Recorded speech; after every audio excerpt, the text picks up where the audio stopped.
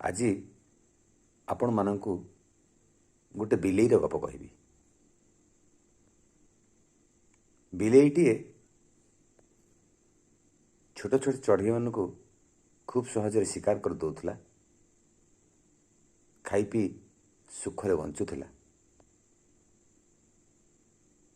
ଯେହେତୁ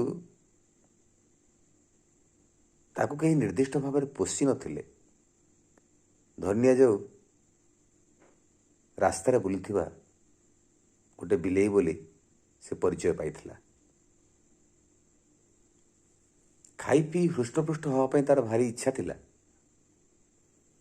କିନ୍ତୁ ଆଖପାଖରେ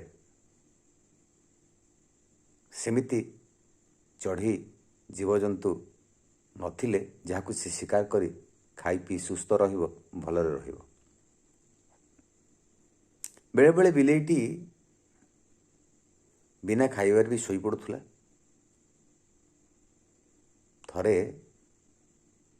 ବିଲେଇଟିଏ ଦେଖିଲା ଆକାଶରେ ବହୁତ ଗୁଡ଼ାଏ ଚଢ଼େଇ ଉଡ଼ୁଛନ୍ତି।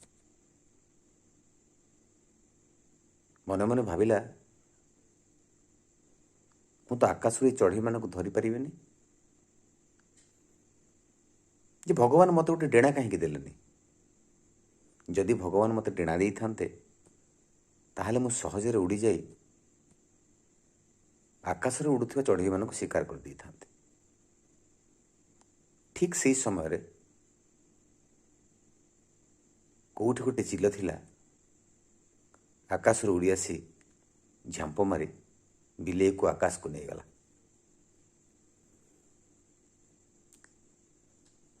ଆକାଶରେ ଉଡ଼ିବା ସମୟ ତକ ବିଲେଇ ଭାବୁଥିଲା, ମୁଁ ବୋଧହୁଏ ଡେଣା ପାଇଯାଇଛି, ଆକାଶରେ ଉଡ଼ିବି, ଶିକାର କରିବି। କିନ୍ତୁ କିଛି ସମୟ ଉଡ଼ିଲା ପରେ ବିଲେଇଟି ଚିଲର ପଞ୍ଜା ଭିତରେ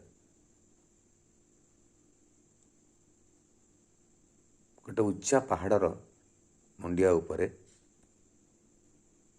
ନିଜେ ଶିକାର ହେଉଥିଲା, ଚିଲ ପାଟିକୁ ଯାଉଥିଲା।